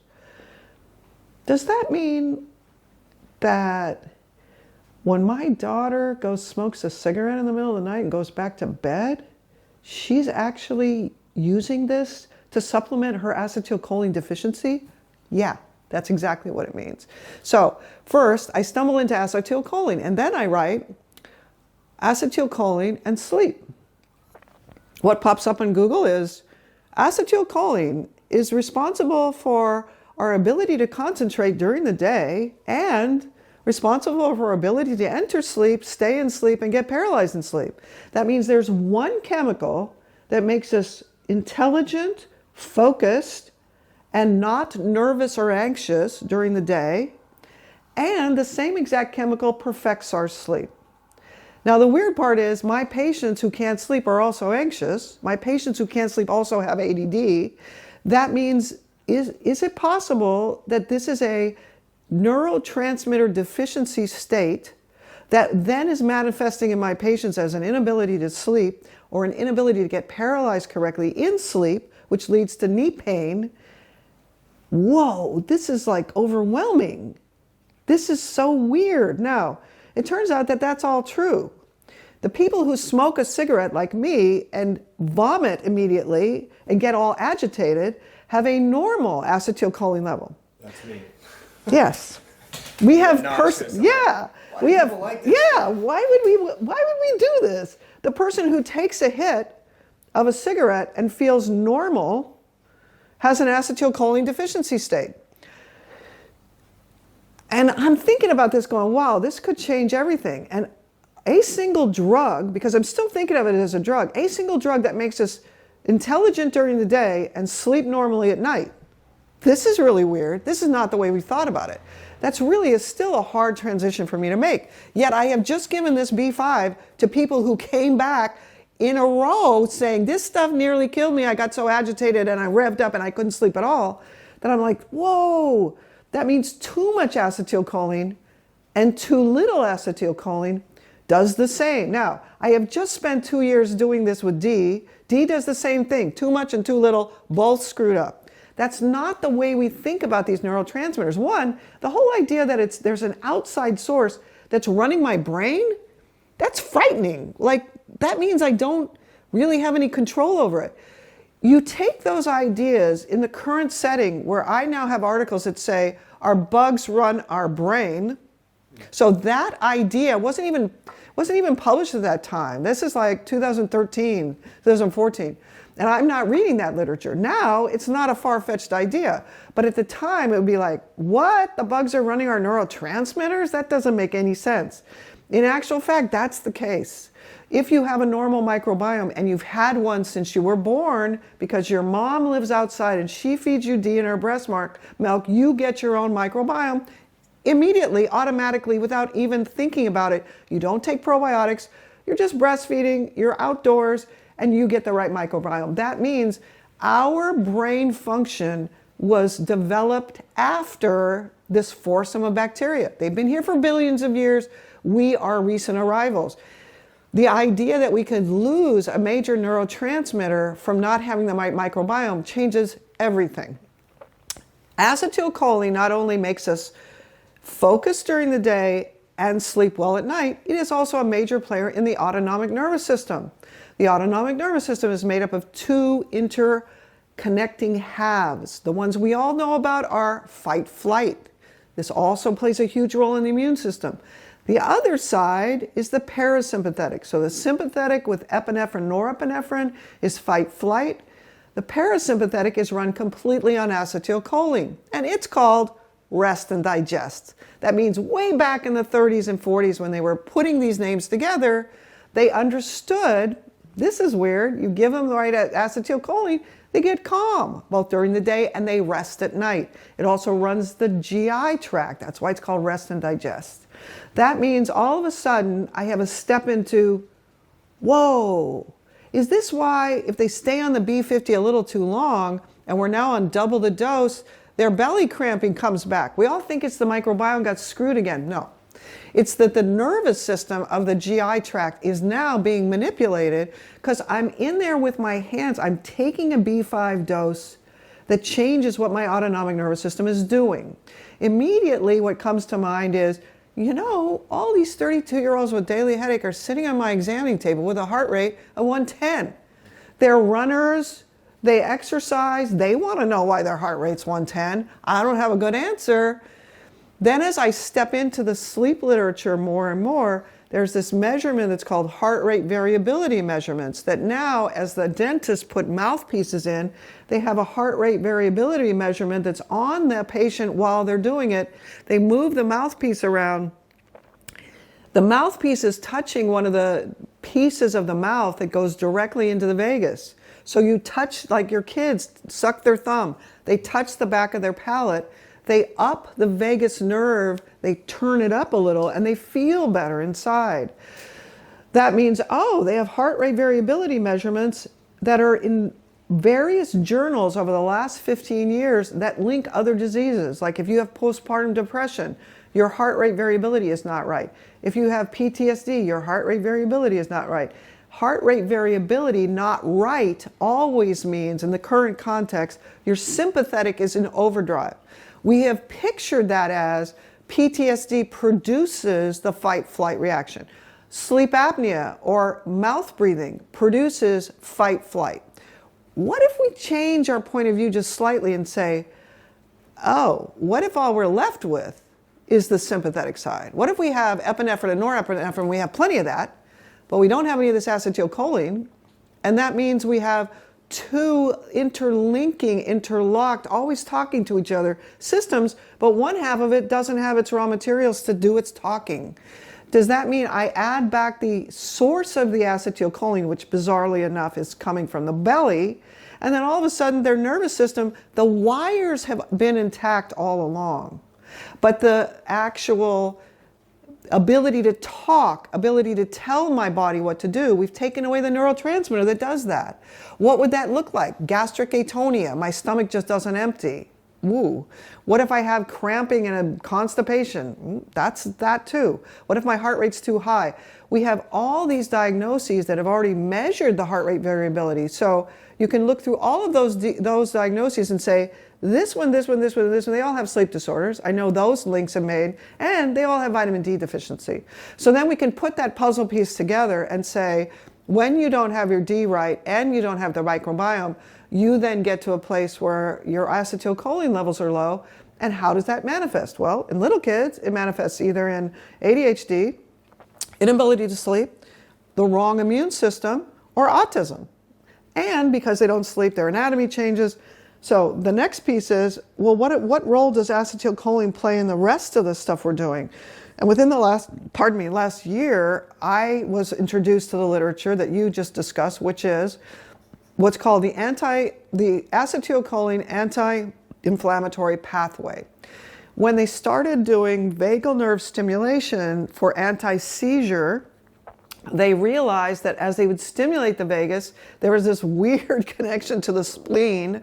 So the vagus talks to the spleen, it tells the spleen to release T cells, and the T cells go out into your bloodstream and your tissues and release choline acetyltransferase, the final enzyme that makes acetylcholine.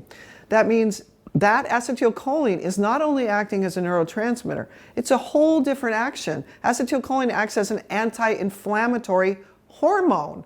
It's linked into the production of cortisol, the production of acetylcholine, allows us to change our immune system response in a minute-to-minute way.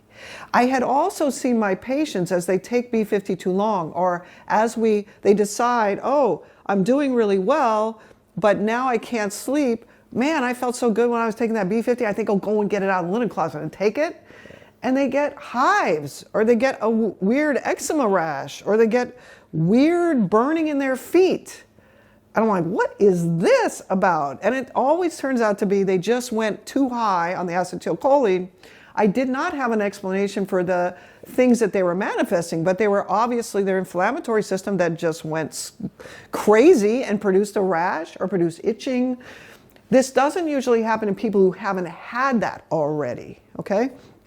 But there were multiple things that all of a sudden, oh, does that mean that burning in the hands and feet could actually somehow be linked to acetylcholine? I suspect it is. It's a very essential nervous system problem. It's not a neuropathy per se. It's not about the distal nerves. It's happening in the spinal cord or the brain, in my view. But B5, when you change the dose just slightly, takes that burning away like in a day. It is so amazing. It also takes away that inflammatory response that you can visually see on your body within a day when you get the dose right.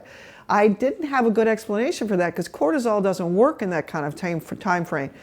Now, if we put those pieces all together and we say, well, then what does that mean about disease? It means you never get an autoimmune disease. You never get a hyperallergic response if you have a normal microbiome and a normal D level. Your body was designed to have a perfectly happy, just mellow immune system. It doesn't freak out. It just protects you. It's like, hey, everything's cool. You take away the D and the microbiome, and all of a sudden you have a system that's lacking its executive branch, and it freaks out in response to everything. So, having seen that, the next thing I did was, you read these articles that are written by the basic scientists about ADD is really a disease of acetylcholine deficiency. They have lower nicotinic acetylcholine levels. They come to the conclusion of their scientific article and say, we really should be giving these kids acetylcholine in the form of nicotine. We have the drug for this. Why are we giving them methamphetamine? That's not the right system. It's not really producing what we want. And I'm thinking, oh yeah, like I'm going to really convince these 32-year-old women to give their two kids like a pass to go smoke a cigarette at recess. It's not going to happen. But you know what? There are studies that are starting now with nicotinic patches in kids with ADD. It's the actual drug that's missing. It's the actual chemical that's missing. We still picture it as a drug. Same thing with autism. Autism is also a low acetylcholine state. Now there are studies using nicotine patches in autistic kids, autistic adults, showing that their level of agitation goes way down. Now, does that mean I want you to use nicotine? No. I want you to have the normal supply. Nicotine is a mimicker. It's the only drug we have. This is why we haven't already figured this out, because it's a very short-acting chemical, and for reasons aren't clear to me, we don't have any agonists for it except nicotine. And probably the agonists that the pharmaceutical industry has come up with made people agitated, that they really didn't get the dose exactly right. What would be better instead? We get the microbiome back, we get the natural production of B5 from the belly, and then that makes the acetylcholine, and then we sleep better, and all these little independent pieces start fitting themselves back together so that their kids can pay attention, our autistic kids can slowly sleep better and go back through the developmental stages they were supposed to have. And for the first time, it actually attaches all the pieces of this big wheel. The endocannabinoids are heavily linked into the inflammatory system. The acetylcholine is now clearly described to be linked. The acetylcholine from B5 is the piece where I am the first person to write that, and nobody else is on the bandwagon yet. This piece is really important. I have one article that was just sent to me from a Japanese group that is publishing D to the microbiome to B6, B6 to dopamine and serotonin. So for the first time, they're linking D to the microbiome production of B6, a vitamin, links to the production of these neurotransmitters. So I'm about to write to those groups and say, Do the link through B5 because you're going to find the cholinergic system is directly linked. But so is dopamine, so is serotonin. We have this beautiful, beautiful body of literature that talks about the microbiome is making our serotonin. It uses the pyridoxine connection to serotonin. It uses D to connect to serotonin. That means there's a natural, normal formation of all of this, and there's a way to get it back. Very fascinating stuff, and so much to unpack there, and relaying it to our current public health, epidemic or pandemic, if you want to talk about it in those terms, is the inability to resolve our body's own cytokine storm, and that's really ultimately what is kind of the mechanism of action and pathophysiologic, complicating factors that lead people to have more severe disease. And this cholinergic anti-inflammatory reflex axis by way of the T regulatory cells and all these different downstream targets helps to resolve inflammation. So it's just a great tangible way to think about why fine-tuning your acetylcholinergic system, so to speak, could be helpful, to have that ability to just put the dimmer switch on. And there's all these links with this inflammasome, NLRP3 and all that sort of stuff. But it's interesting, people that used to smoke, once they stop, they gain weight. And so I think that led researchers to think, well, what if we stimulate someone's vagal nerve who's obese and see how that affects their cravings, their metabolic rate. So it's like this transcends into so many facets of health, even depression and anxiety and some other fear, like if your acetylcholinergic system is all screwed up, like I think it affects your default mode network and all these things. I mean, it's really, really fascinating. But and I love that we have a tool to measure this, heart rate variability, which people can Google what that means, how to measure it. I see you have your Oura ring on. That's just a great way. I mean, there's heart math. There's all these things that we can, and what's cool is it's modifiable. That's what I love about it. It's like, I love the microbiome and talking about it and stuff, but people are like, well, there's meal-to-meal variation in like, if I measure my poop bugs, I love that term. It's like, it's all over the place. But HRV you can measure right now. I can see, okay, if I tweak this, if I go to bed earlier, if I eat dinner earlier, if I exercise, if I don't, these are these. So it's just, to me, it's so fascinating. And I wanted to ask you a few different things here, but some people have had their spleen removed. Are they swimming up creek with that? I don't know. That's a really good question. I had a friend, we were water skiing and they got in they just hit flat water and then started to feel awful and went to the ER and stuff and their spleen was ruptured. So I don't know how prevalent that is, but I mean, it happens. But I know that medicine treats them as though their immune system is no longer normal after that. But that's not my area of expertise, but it's a good question. So if we can kind of put a button on the conversation, a bow, so to speak, we've talked about normalizing vitamin D levels, and that could be individual. Is there a range, a sweet spot? There, and this is a whole other lecture. One of the conflict we're in right now is that even the patients with COVID who are being treated in the hospital are being given D2. Which is sad and frightening, okay? D2 is a very, very primitive form of D that was made by yeast. So first bacteria came, and then yeast came, and algae, and things like that, and they made D2. And then D3 came on the planet with flowering plants. Actually, there are plants that make D3. Every single animal on the planet makes D3, even rats. Rats, to become nocturnal, in order to be existent on the planet and thrive by not going out in the sun, had to have a change in their vitamin D receptor so they could use this very, very old analogous chemical, D2, from the yeast that grew on the wheat. Because we discovered that first, we got confused. Oddly enough, that's 1940s science. Medicine is still recommending giving D2 today, even though no animals make it. And it is not the same. And it interrupts the sleep. You take someone who has a totally depleted, screwed up system with a D that's low, a microbiome that's bad, and you give them D2, you are hastening their death. Now, does that mean that our medical services are stupid, uninformed, and uncaring? No, it actually doesn't mean that. They're working hard. They want to help people. They're trying the best they can. The literature is highly flawed. The studies on using D to prevent disease or to treat disease are highly flawed. It turns out there are a lot of D experts. Each one of them has their own D range that they recommend. And it really depends on what you're asking. What is D being used for? If you want to use it to help your bones, there's a range for that. What if, since there are vitamin D receptors in the sleep switches, you asked, is there an ideal vitamin D level? Remember, this is a hormone, it's not a vitamin. If I were to tell you, Mike, you have XYZ because your thyroid is a little off. Buddy, run down to the CVS, get yourself some thyroid hormone, I'll see you back in a year. You'll be fine.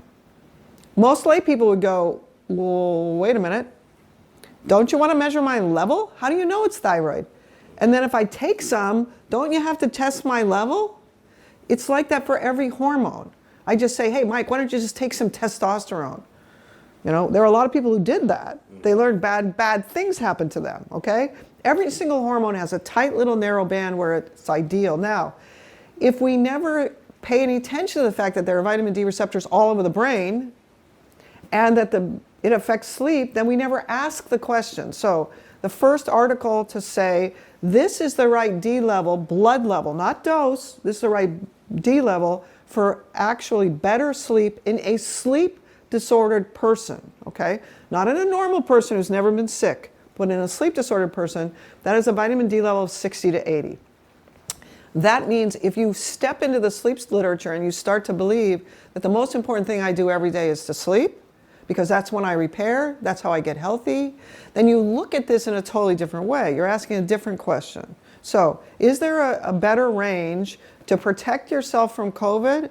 Yeah, 60 to 80 is where you want to be. And you want to be testing your level every month for a long time until you're really sure where it is.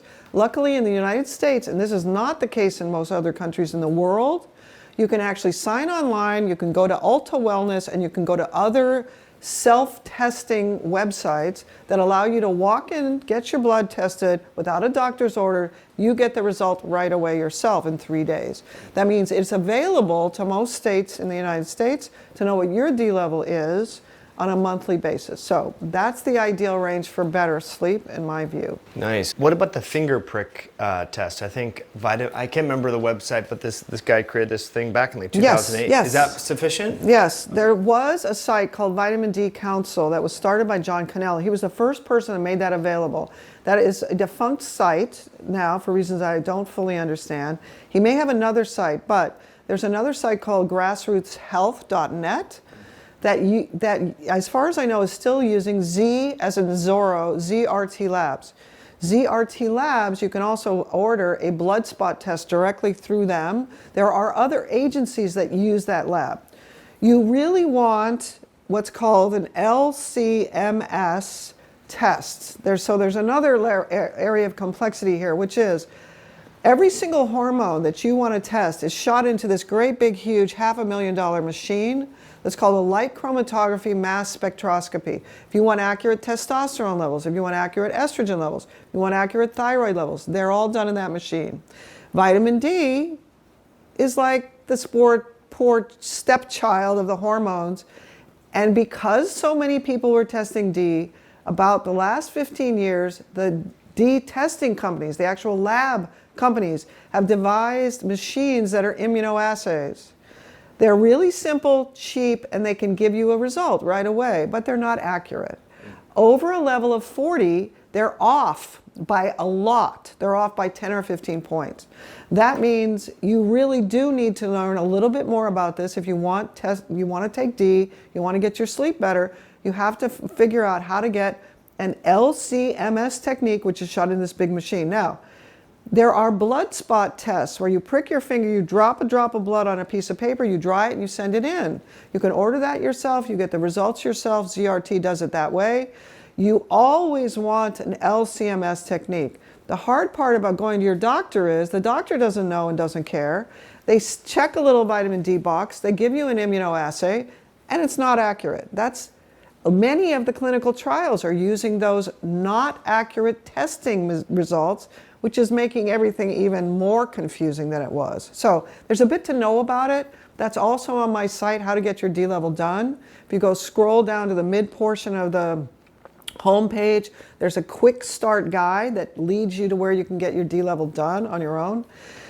It's way more complicated than it should be, but we really are way ahead in this particular area in the US. In New Zealand, so I have clients all over the world. In New Zealand, you can't even order vitamin D. They take it away at customs. You can't buy it over 1,000 international units. In Canada, you can't buy it over 1,000 international units. And if you actually state on the customs form that you're ordering vitamins, they will confiscate it. In Canada, there are 1 or 2 hospitals left who are actually doing the accurate test. The rest of them have switched over to these immunoassays, which is sad and really bad. And the odd part about this part of medicine is the lay people are finding the literature and going down the path without their doctors. When the doctors get a sleep disorder, all of a sudden they're interested because their medicine does not help them and they're stuck in a corner where all they can do is take sleeping pills. So medicine will slowly change, but if you're wanting to do something immediately now about COVID, about your immune system, about everything we talked about, you basically have to find this path yourself with Mike's help. Right. I mean, it's a blessing and a curse, right? Because it's accessible to everyone by way of the internet. The downside is you need an open-minded healthcare practitioner oftentimes to help navigate you and order these tests. So I use a co-op through LabCorp, and we can get a bunch of different things. But you're telling me, so the major commercial labs, maybe we do or don't want to mention names, it's up to you, LabCorp, Quest, if you order vitamin D3 through their thing, it'll be an immunoassay, not LCMS? You just have to learn a little bit about it. If you get an LCMS, it will have 3 results.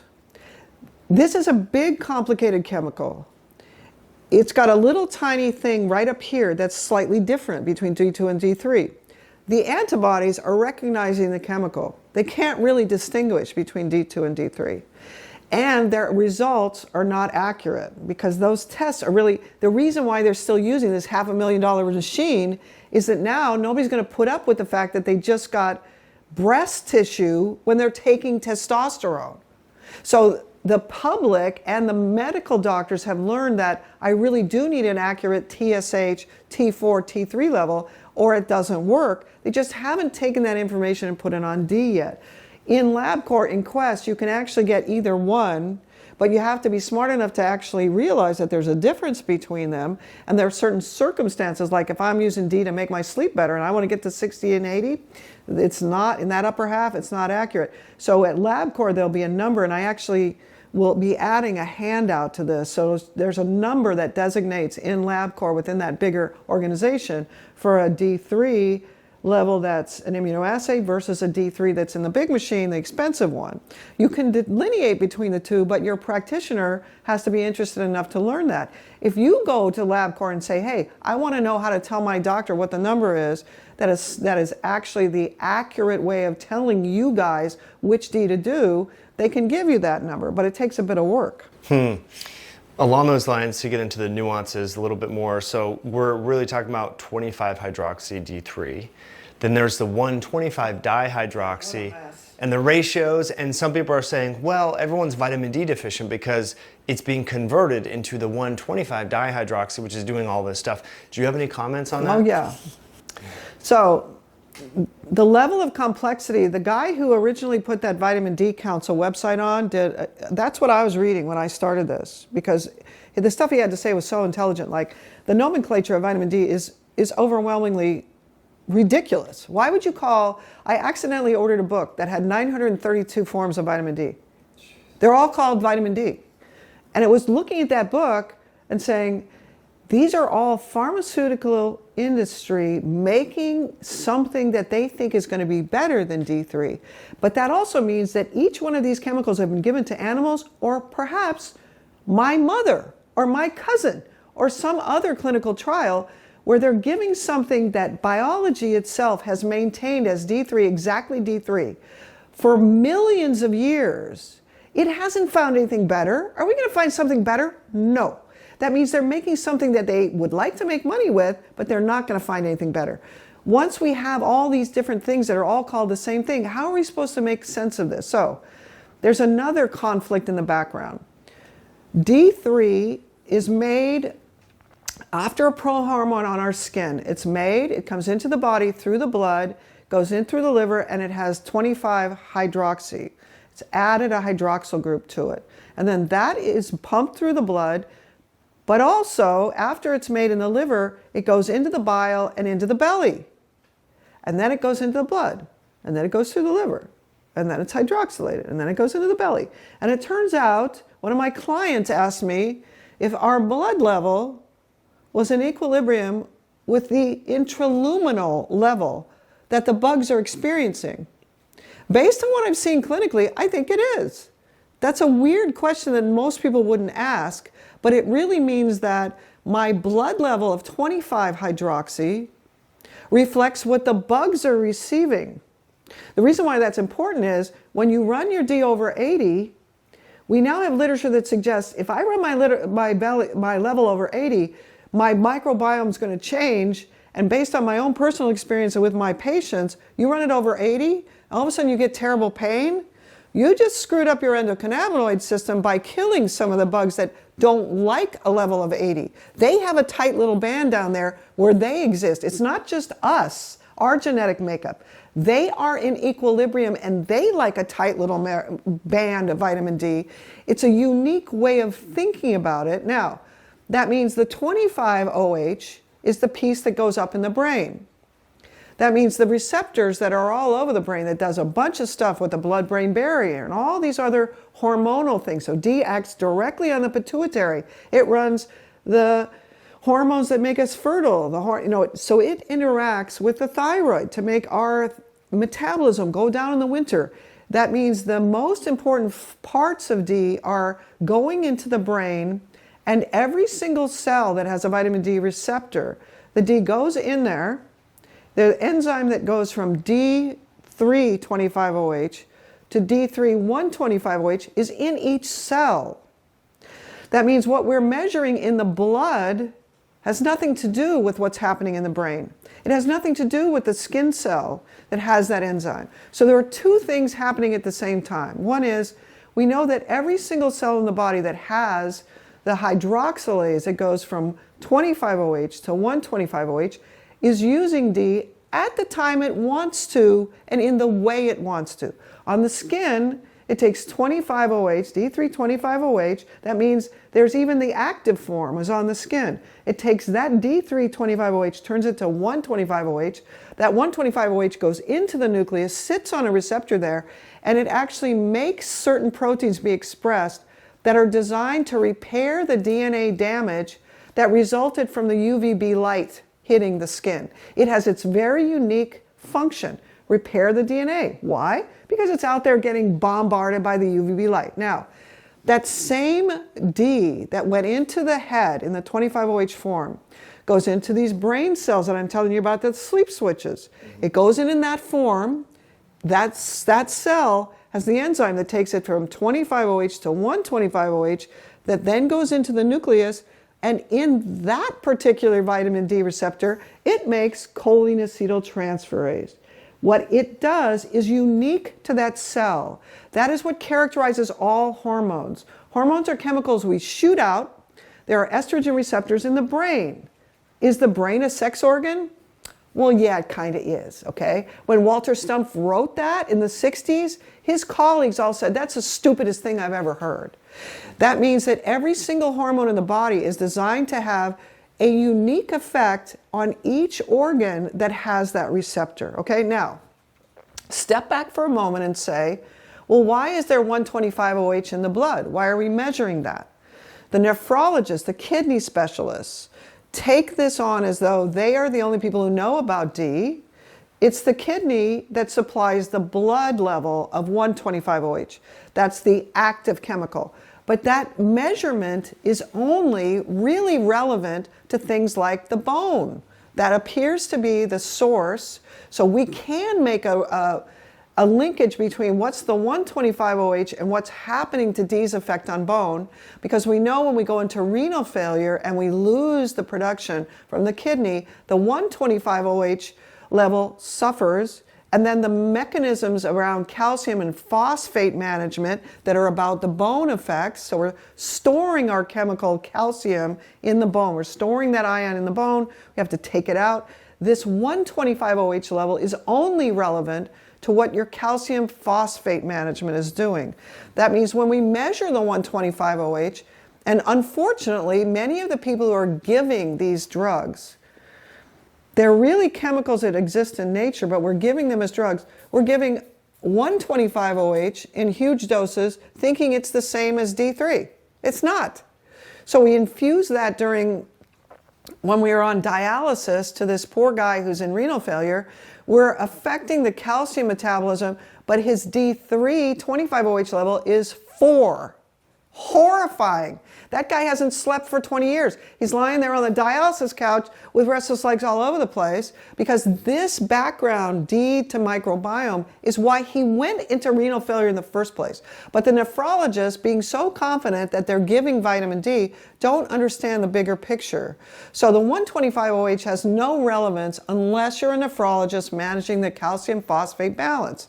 The D25-OH, and we got D225-OH, D325-OH, it's like overwhelming. So there's a lot to know about it to use it safely, which is why I have a workbook. This is really a lot to get your head around, even if you're a biochemist like you. It's complicated. Right. I didn't know it was that complicated. I mean, I hear about it, and to be honest, it's not an area I've really done a deep dive into. Yeah, why would anybody want to know about that? That's why I actually have a website where these things are addressed. Which is awesome. I want to leave you with a path. You don't have to know all this stuff. You just want, okay, tell me what I need to know. It's a little more than you wanted, admittedly, but I tell you what you need to know. So on my website are all the scientific articles, the why. Why am I interested in this? Why should I learn more? That part is on the website. The workbook is the path to follow. This is the path. This is the how, not the why. So the workbook is like bare bones. Okay, you're interested in this. These are the things you're going to do, and you better follow these rules. If you want to know why, go to the website. And what is that website? Dr. Gominak, no period, drgominak.com. Everybody tells me that's not a really good website name yet. I'm the only Gominak in the world, so you type in something like that, gomaflogy, goma whatever, and vitamin D, it'll pop right up to the top. So it's drgominak.com. Which is awesome, and I'll put that in the show notes, everyone, and right below this video. Dr. Stasha, thank you so much for coming on again. I'm glad we could work this out and chat about all things. I'm sure people will hit the rewind button a million times and go back to some of those sections, but really commend you for your work and really and confidently diving into this stuff and sharing it with the world. I think a lot of practitioners, they have the best of intentions and they read some literature, but they're like, who am I to talk about this? No one else is talking about this, and it takes courage to have the ability to and be open-minded to be like, hey, I could be wrong about this. This is what I'm finding clinically. Let's look and try to figure out what's happening in the literature and then share your message and your story. And I think that's awesome. So thanks for doing that. And I want to thank you, Mike, for being, one, so intelligent, just amazingly well-versed in the biochemistry of our bodies and giving us as lay people a place to go to learn about this. Yeah. Thanks to YouTube and iTunes, and hopefully censorship doesn't wreck that course of translative biology, because who knows where this world is going and messages are being filtered and it's scary. But yeah, really appreciate you coming on.